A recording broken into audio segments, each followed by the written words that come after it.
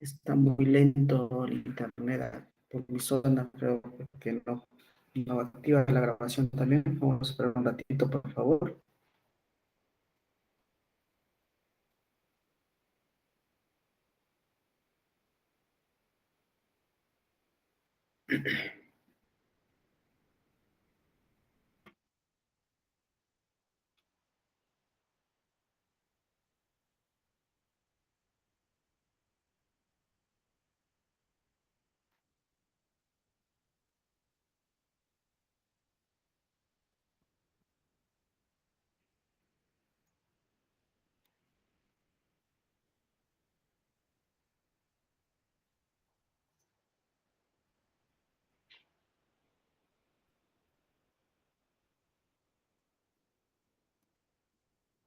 Muy bien.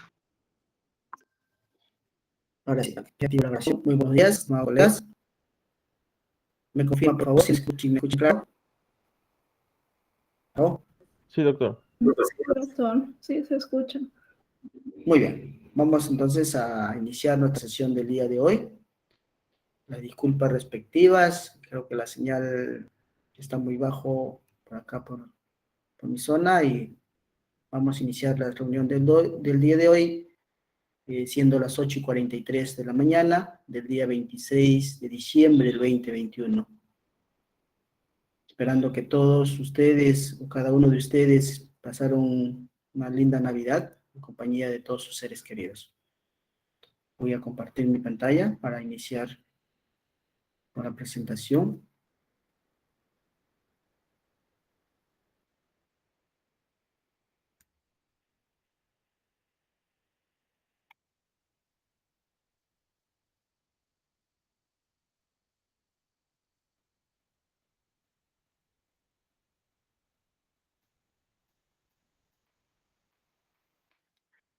Muy bien.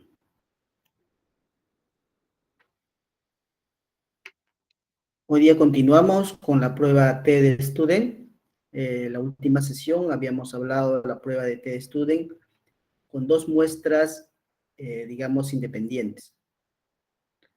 Teníamos dos grupos y esos dos grupos hacíamos la comparación o la diferencia significativa que existía entre sus medias. Ahora vamos a ver la prueba de TED Student sobre una muestra relacionada. Vamos a ver, digamos, una base de datos, una muestra que tenemos de ello. Vamos a comparar sus medias. ¿De qué manera? De que aplicamos ese instrumento, digamos, en un inicio, luego después, ¿no? Un pretest y un posttest, podríamos decirlo de esa manera. Entonces, tenemos nuestra asignatura, estadística aplicada a la investigación científica, las pruebas paramétricas y no paramétricas, la prueba de T-Student que estamos tratando, y el logro de esta sesión es que el estudiante pueda usar el software LSPS para poder hallar la prueba de TED Student para una muestra relacionada. Entonces, la prueba de TED Student es la comparación, en este caso, del tema de dos muestras relacionadas que estamos continuando, digamos, de la anterior, de la sesión anterior, que era de dos muestras independientes. Tenemos el caso. Vamos a explicar un caso para poder entender, digamos, el ejemplo que vamos a plantearles. Prueba de estudio de dos muestras relacionadas. Tenemos dos grupos. Un grupo, digamos, grupo, es el mismo grupo, ¿no? Es la misma muestra, si no es tomado, digamos, en dos tiempos diferentes. Unos antes, podríamos decir, y el otro es después. Antes se toma, digamos, un test, un examen, mejor dicho, se aplica el instrumento, y luego, pasado un tiempo, nuevamente se aplica ese mismo instrumento para ver si hay una diferencia significativa entre los dos, ¿no? Al comparar esos dos datos, tenemos que ver, digamos, la media, si existe una diferencia significativa entre ellos o no existe una diferencia significativa. Dice ahí, se usa cuando nos interesa comparar una característica de una población usando una sola muestra. Es solo una sola muestra. Hablar de una sola muestra, estamos hablando de investigación tipo experimental, ¿no? Porque agarramos una sola muestra y aplicamos ahí un programa y luego verificamos si ese programa resultó, digamos, viable o no viable, ¿no? O sea, resultó positivo o no, o algo así. Pero en dos circunstancias distintas. ¿Por qué dice dos circunstancias distintas? Son dos tiempos distintos, ¿no? Digamos, un ejemplo podría ser uno en el mes de junio, otro en el mes de diciembre, digamos, algo así, ¿no? Dos etapas diferentes. Lo que nos interesa comparar son las diferencias entre dos variables numéricas. Son dos variables numéricas antes y después de un mismo grupo. Antes y después de un mismo grupo. Entonces estamos ya entendiendo, digamos, el caso que vamos a ver. Para ello tenemos que realizar varios pasos, ¿no? En este caso es la prueba de hipótesis que vamos a encontrar. En el primer caso, o el primer paso, vamos a redactar la hipótesis. Recuerden que cuando hacemos una investigación de tipo, digamos, de enfoque cuantitativo, porque la estadística ahí se va a usar, digamos, en el enfoque cualitativo, ahí no utilizamos la estadística, solamente el enfoque cuantitativo. Ahí nos planteamos hipótesis generales, hipótesis específicas, 1, 2, 3, 4, dependiendo qué investigación están realizando. Entonces, al plantearnos nuestra hipótesis, esa hipótesis tenemos que corroborar, ¿no? Que tenemos que verificar si es de acuerdo como hemos planteado o no está de acuerdo como hemos planteado. Y para ello tenemos en este caso el estadístico, la prueba de T-Sture, ¿no? Dice la redacción, dice el caso. Un doctor investigador está evaluando el efecto que una dieta tiene sobre el peso de sus parientes o pacientes en este caso, ¿no? Para tal objetivo, realiza un experimento en 16 pacientes que durante 6 meses los puso en un plan de dieta. Ahí está el caso. El caso es que el doctor hace un experimento con 16 pacientes aplicando, digamos, una dieta. Y luego de 6 meses va a ver la comparación entre ellos, ¿no? Si esa dieta que ha ejecutado con esas 16 personas o 16 pacientes, si ha sido, digamos, positivo o no ha sido positivo, ¿no? Entonces, ese es el caso. Se plantea la hipótesis del investigador. Dice, existirá una diferencia significativa entre las medidas del peso antes de someterse al plan de dieta, o sea, en el pretest, y las medidas después de someterse a la dieta en el posttest. ¿Habrá una diferencia significativa al aplicar, digamos, esa dieta a ese grupo de 16, o ese grupo de 16 personas o 16 pacientes? Eso es lo que se plantea la hipótesis del investigador. Para ello, entonces, tenemos dos. Una hipótesis alterna y la hipótesis nula. Cualquiera de los dos casos puede suceder, digamos, ¿no? En la hipótesis alterna decimos que hay una diferencia significativa en las medidas del peso antes y después del tratamiento. Y en la hipótesis nula vamos a afirmar que no hay diferencia significativa en las medidas del peso antes y después del tratamiento. Al aplicar el SPS, al aplicar la prueba paramétrica, digamos, nos va, digamos, a llevar a escoger o a seleccionar una de las dos, de acuerdo a los resultados, ¿no? De acuerdo al p-valor que decíamos, o a la significancia. Entonces, bien es la hipótesis alterna o la hipótesis nula. Un ratito, está tocando la puerta. ¿Quién tenemos acá?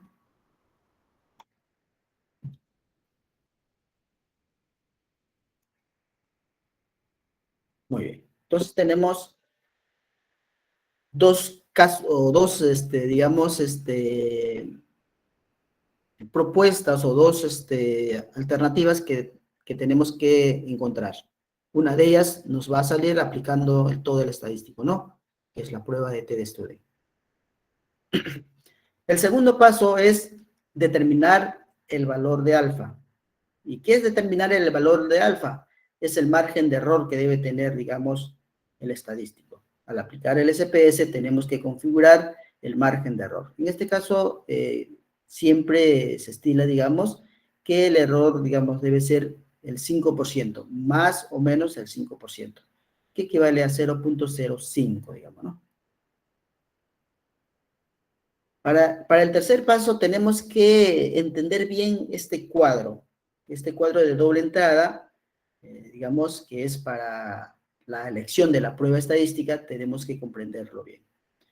Entonces, si tenemos la parte superior, las pruebas no paramétricas y las pruebas paramétricas, al lado, en la columna de la izquierda tenemos los estudios.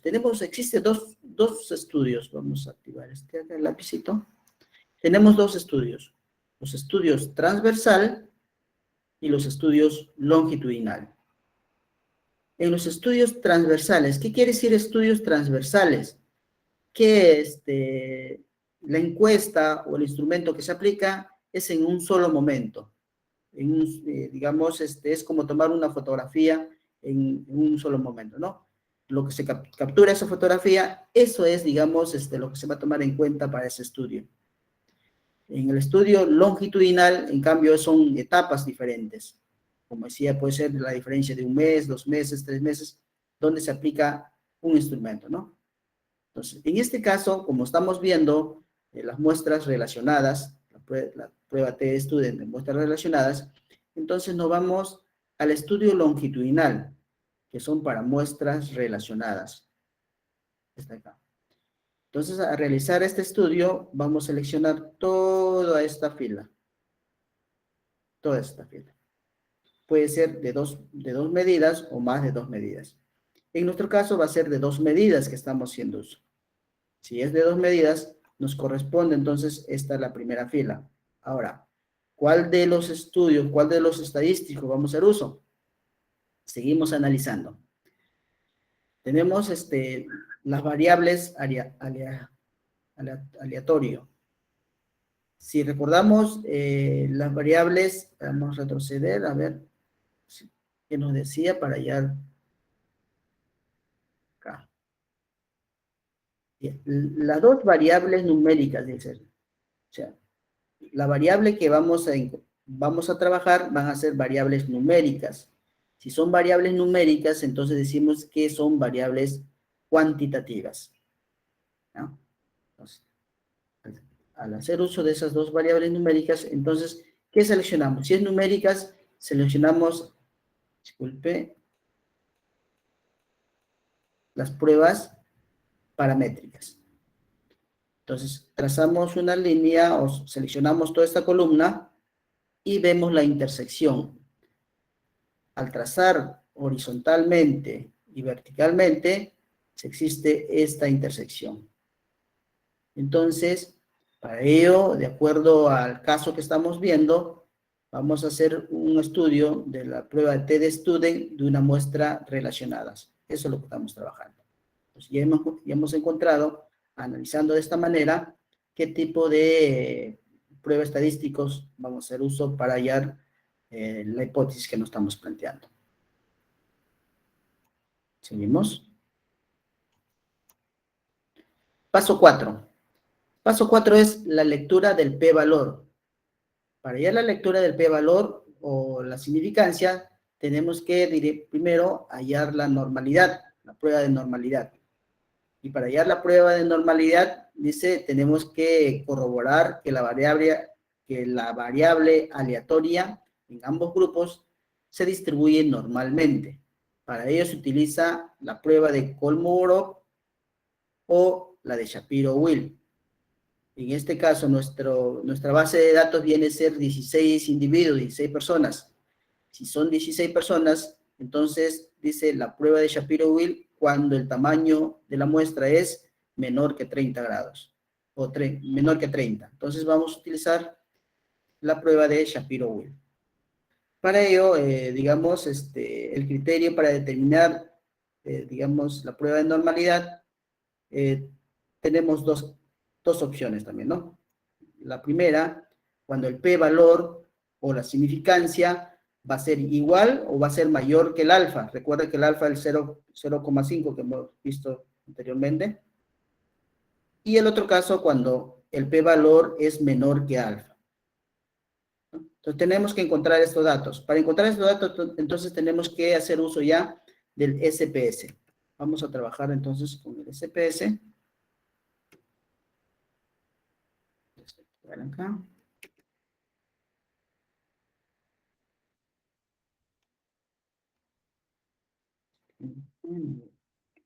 Ahora sí. Muy bien, tenemos ahí el SPS, vista de datos, vista de variables. Nos vamos a nuestra base de datos. Tenemos acá. Esta es nuestra base de datos.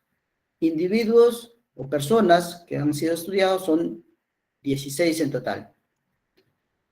Al inicio, en el peso inicial, digamos, se ha tomado estos datos. Luego, en el peso último, final, podríamos decir, se han obtenido estos datos. Entonces, la comparación va a ser entre el peso 0 y el peso 4. Si existe una diferencia significativa entre los dos, haciendo uso del SPS.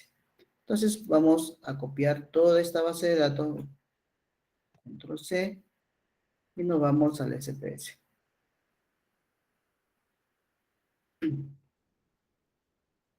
Nos vamos a vista de variables. En vista de variables, arriba era individuo.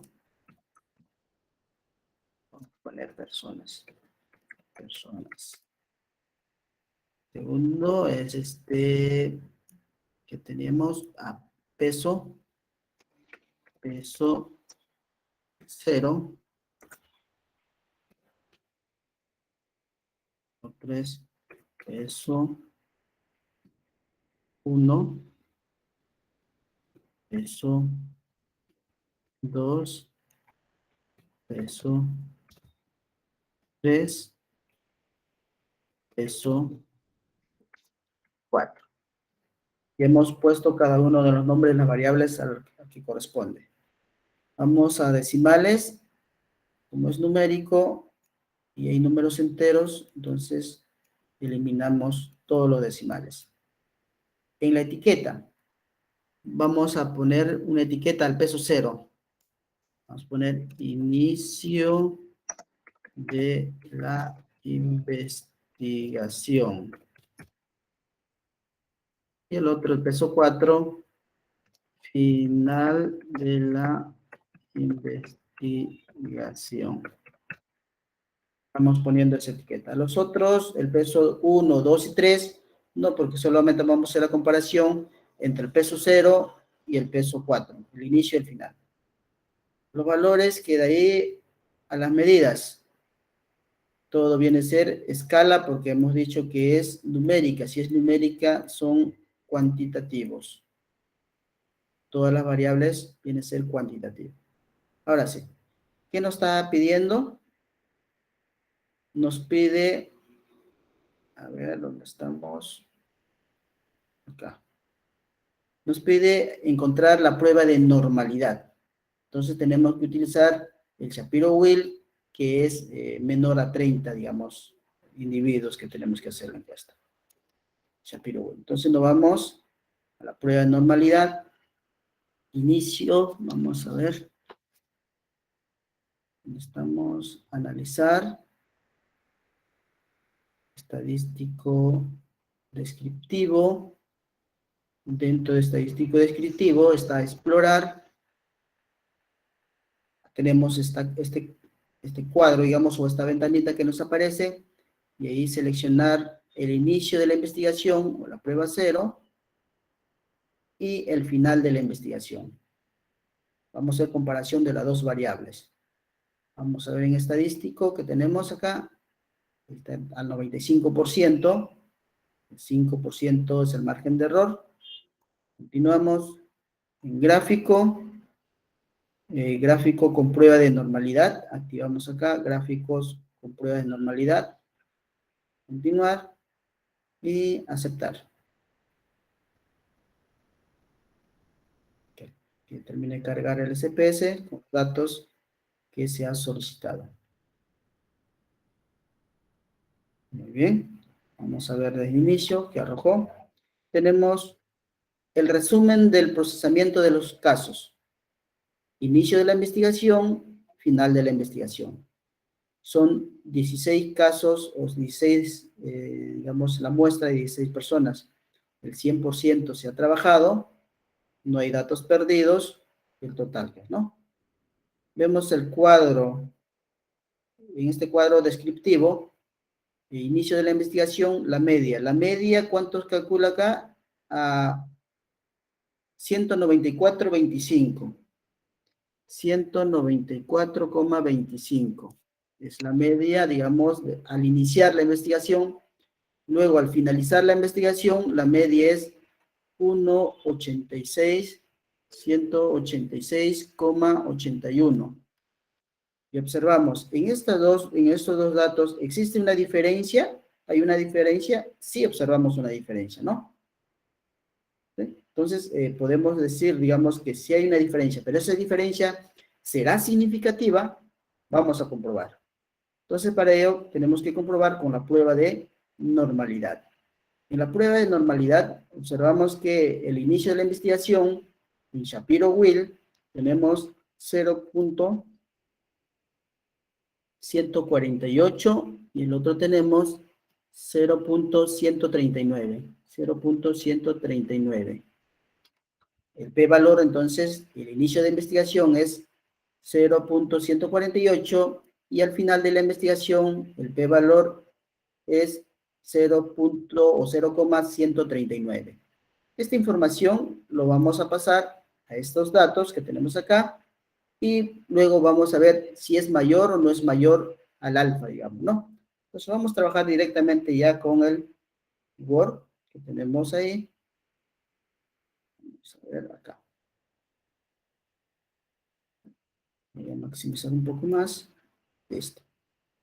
Entonces, el peso, o sea, antes es 0,148 que hemos hallado con el SPS. Y el peso después, digamos, al finalizar la investigación, es 0,139. El alfa era 0,05. Ahora, ¿quién es mayor? Mayor viene a ser, digamos, los datos encontrados, ¿eh? Entonces vamos a colocar que los datos encontrados, tanto inicio como después, es mayor. Si es mayor, entonces analizamos acá.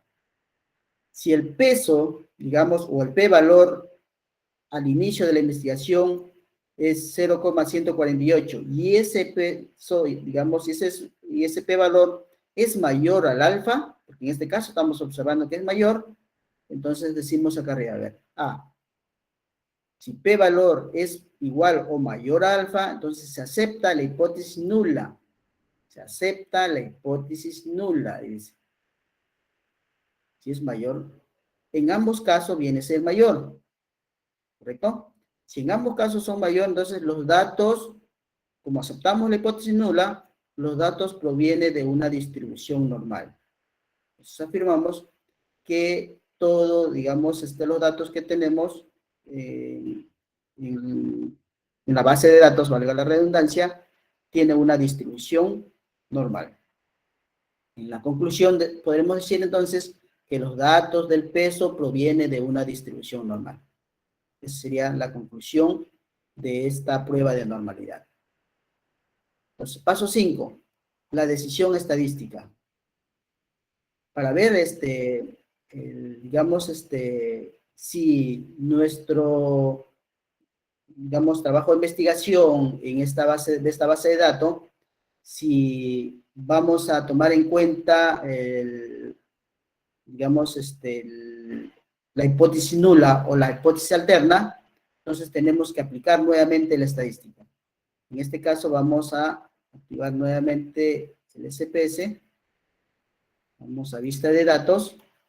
Nos vamos a ir en analizar, comparar medias y prueba T de muestras relacionadas.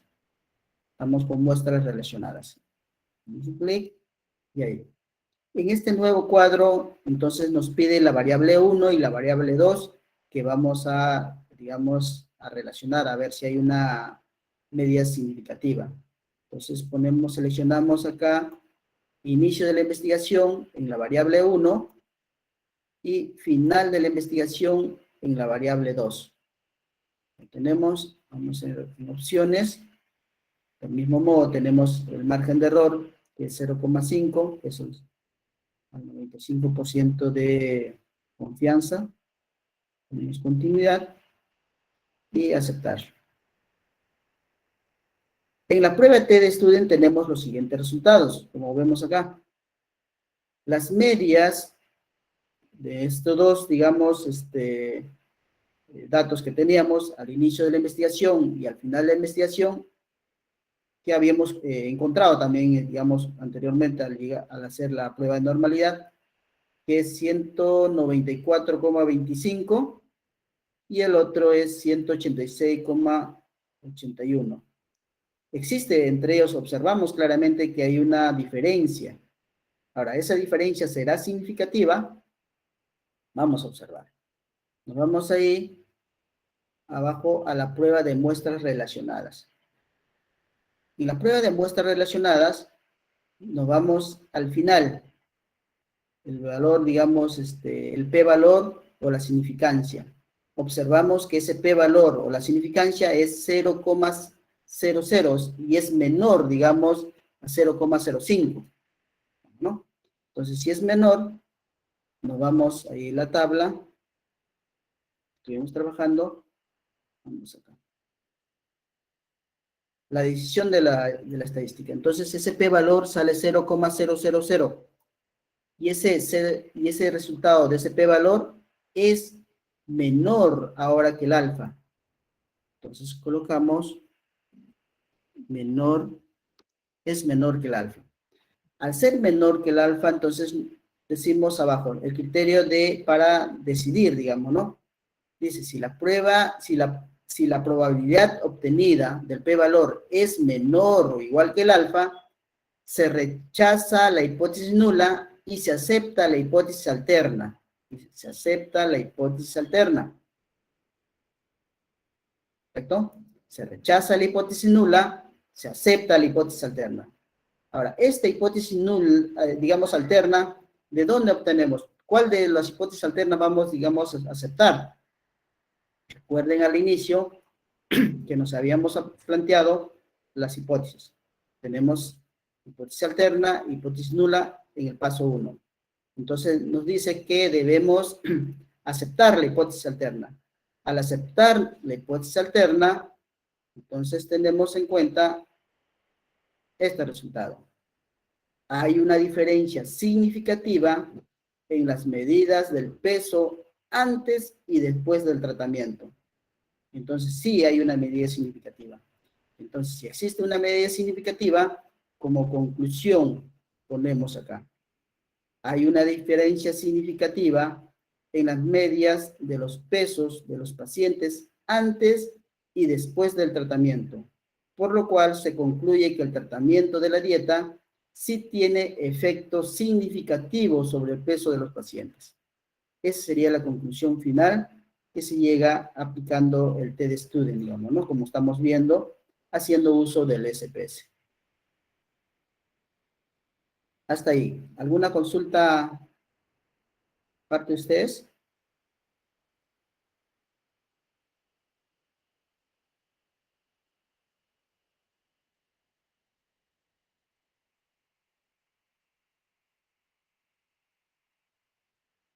Pedro, Alexander, ¿alguna consulta?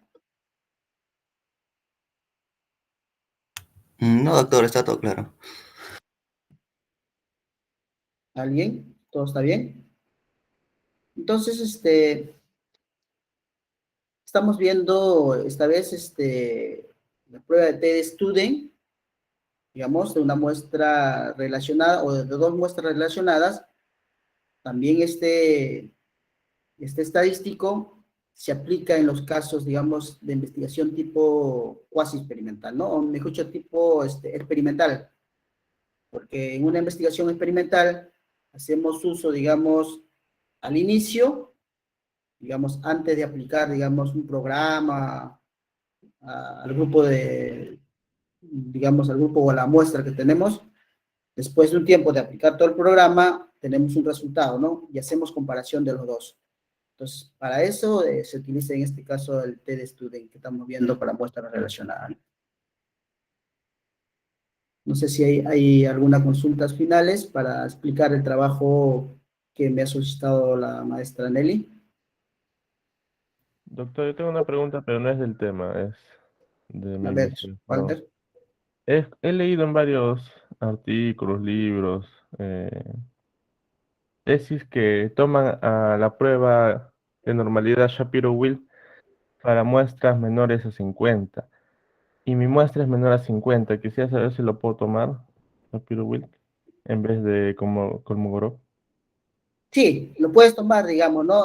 Pero cuando tú vas a definir, digamos, ahí en el grupo, ¿cómo le llaman? De metodología, cuando vas a describir cada uno de los casos, porque tienes que definir un autor, ahí tienes que poner, ¿no? El autor que lo define, porque hay un autor que dice que las muestras para utilizar el Shapiro-Wilk, tiene que ser menor que 30, otros autores agarran que son menores que 50.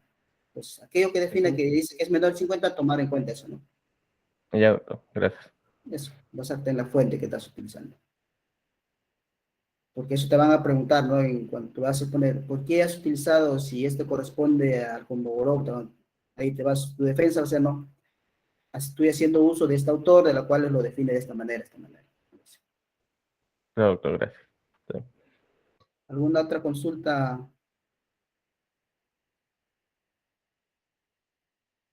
Muy bien. Entonces nos vamos a explicar la tarea que había quedado pendiente. Voy a un ratito minimizar.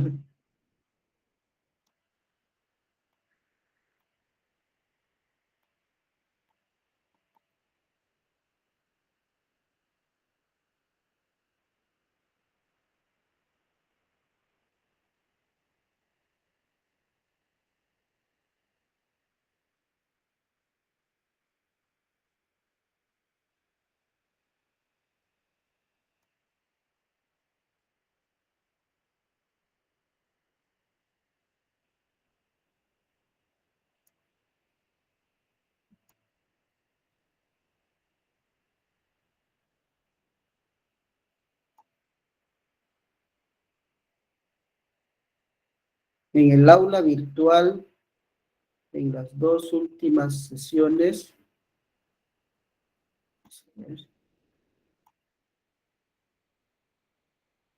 dos últimas semanas, está puesto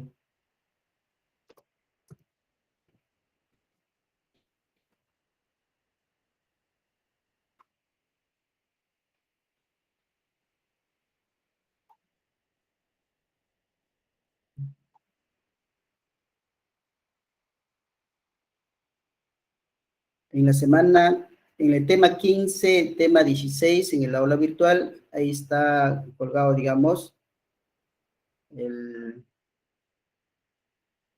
el cronograma, quién va a exponer la primera fecha y quién va a exponer la segunda fecha. En el tema, a ver, un ratito, déjame ubicarme. En el tema 10, ahí tenemos dos modelos de PPT. Voy a compartir mi pantalla para visualizarlos todos.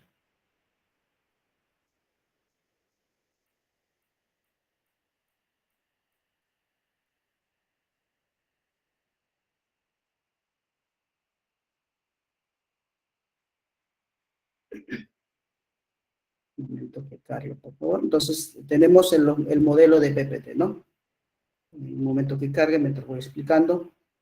El trabajo consistía de que ustedes busquen, digamos, una tesis, o puede ser su propia tesis que están trabajando, pero que en esa tesis que van a hacer uso para su trabajo final o exposición final, van a adaptarlo, digamos, o sistematizarlo a este PPT, a estos dos modelos, ¿no? Pueden hacer uso cualquiera de los dos para realizar su exposición. ¿Qué van a obtener dentro del, digamos, de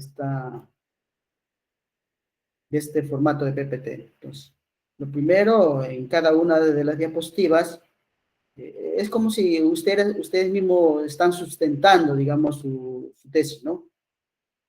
En esta primera diapositiva, digamos, van los datos generales, luego va, digamos, el título de la tesis, el autor y el asesor de la tesis que están haciendo uso. En el capítulo 1, que va el planteamiento del problema, tenemos el problema general y los problemas específicos. Luego tenemos la justificación de ese trabajo de investigación, digamos, una importancia teórica, práctica, metodológica. O sea, cada uno de los trabajos tiene diferentes justificaciones, ¿no? Y eso tienen que ubicarlos en esta parte. Luego vienen los objetivos, tanto generales y específicos. En el capítulo 2 viene el marco teórico, en el cual viene digamos, el marco teórico de las variables, evaluación de valores y actitud educativa, ¿no? Citado por un autor, o definido por el autor, ¿no? Vienen sus dimensiones, de esa variable sus dimensiones. De la segunda variable, que es desempeño académico, también la definición de algunos autores y las dimensiones que tiene esa variable. En el marco metodología, o sea, capítulo 3, metodología, ahí viene lo que es la hipótesis general, la hipótesis específica, que tenemos acá.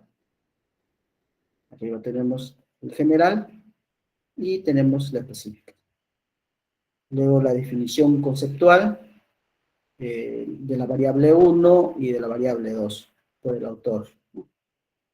Luego el cuadro de operacionalización de las variables, la 1, la 2, la metodología, el tipo de investigación, el diseño, el enfoque, la técnica, la población, el método de análisis y la muestra que tiene, ¿no? ¿Cuál es la muestra de investigación? Lo que están tomando en cuenta.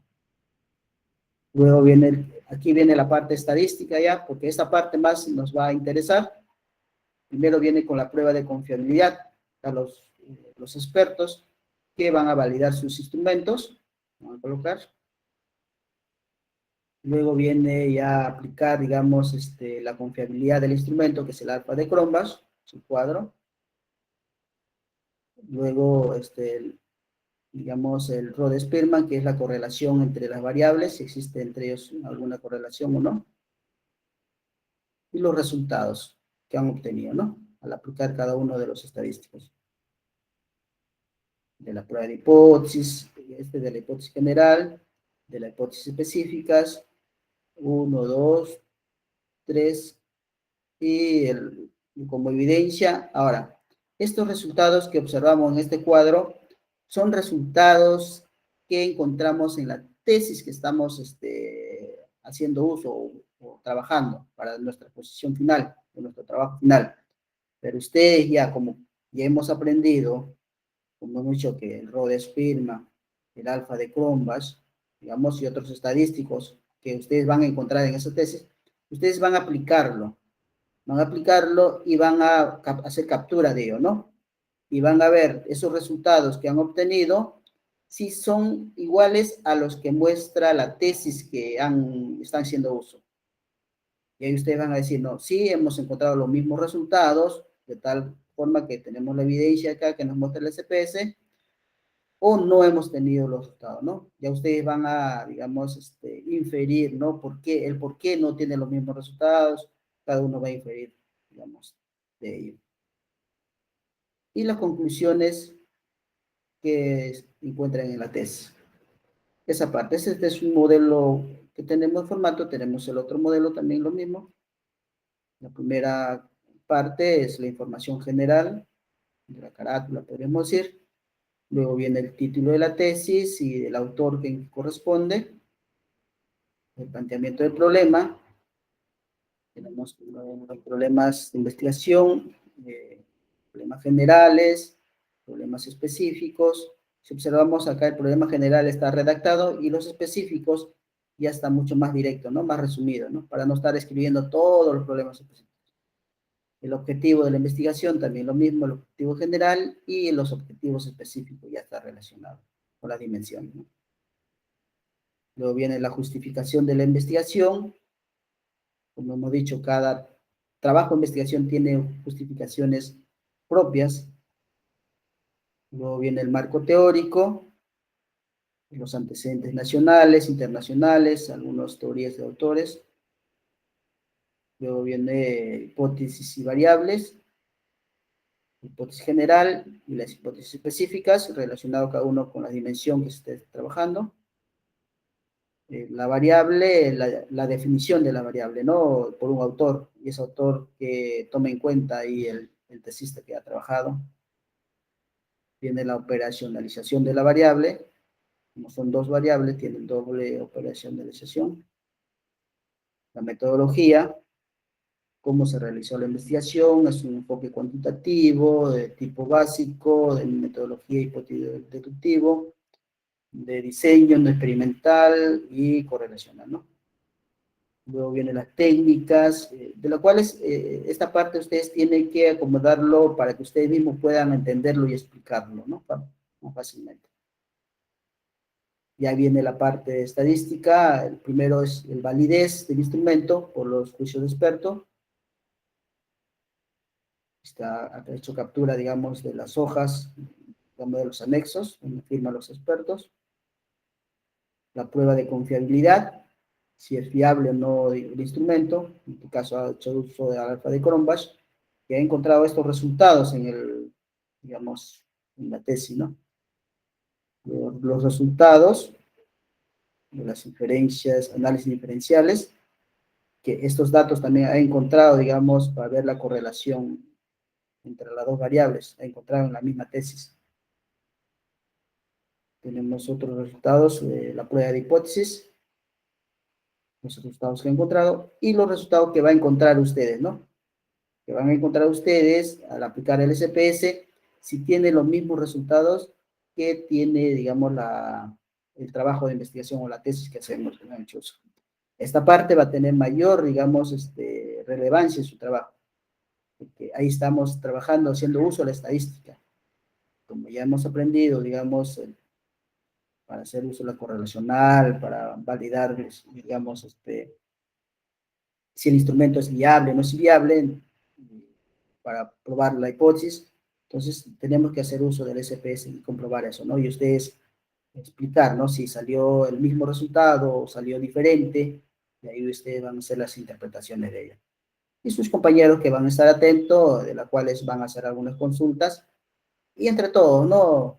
Lucidar algunas dudas que tengamos de repente.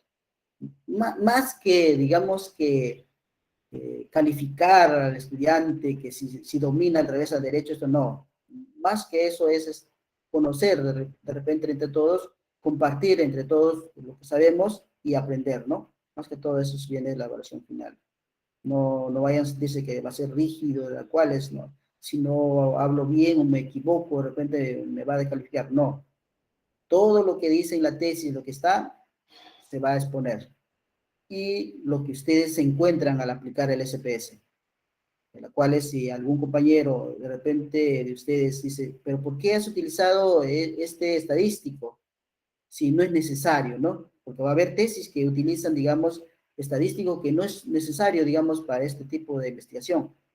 Entonces, ahí vamos a lucidar, digamos, las inquietudes de cada uno de nosotros. Y eso al final vienen las conclusiones y las recomendaciones. Y esta información todo está, digamos, en la misma tesis, ¿no? Ahora, estas recomendaciones y conclusiones a veces está muy amplio, como se observa, ¿no? Y ustedes resaltar, digamos, la parte, digamos, sustanciosa, podríamos decir, para entender a qué conclusión y a qué resultados o propuestas propone, digamos, o recomendaciones hace el autor. De eso se trata toda la exposición o todo el trabajo final, colegas. ¿Alguna consulta? Sí, doctor. Muchísimas gracias más bien por las pautas que están ya más clarificadas, más precisas. Solamente decirle que en las diapositivas tenemos que colocar lo que halló, digamos, el investigador y también lo que yo de repente al contrastar he hallado también, ¿no es cierto? Ya, Exacto. ya ve, yo lo estaba entendiendo al revés. Yo estaba entendiendo que íbamos a tener que, delante de, digamos, digamos, en la exposición, teníamos que hacer el uso del, como se dice, del estadístico, ¿no? Sus procesos de hallar, y no es así, lo estaba entendiendo al revés, pero ya está más claro. Y también agradecer en todo caso sí, definitivamente el que expongamos es una suerte de entrenamiento, doctor, y es muy importante que nosotros vayamos como a plomo, ¿no? A una exposición que sí va a ser real. Entonces me parece muy pertinente que, digamos, hagamos estas apreciaciones y que recibamos las críticas también de los colegas, porque eso nos ayuda a aprender. Definitivamente el entrenamiento es muy importante. Más bien, gracias por esta oportunidad, doctor. Sí. Sí, de la cual van a ver ustedes al iniciar la exposición, es como si ustedes estuvieran exponiendo su propia tesis, ¿no? Y eso uno va a adquirir más confianza para después ustedes puedan sustentar sus trabajos.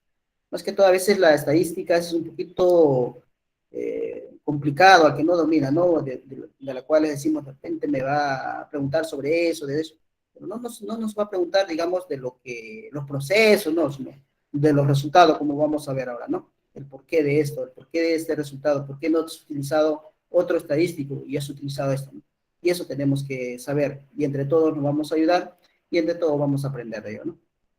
Eso es. Doctor, ¿cuánto tiempo tenemos para exponer? A ver, habíamos dicho un promedio de 30 minutos, de 20 a 30 minutos. Es el margen, digamos, de la exposición.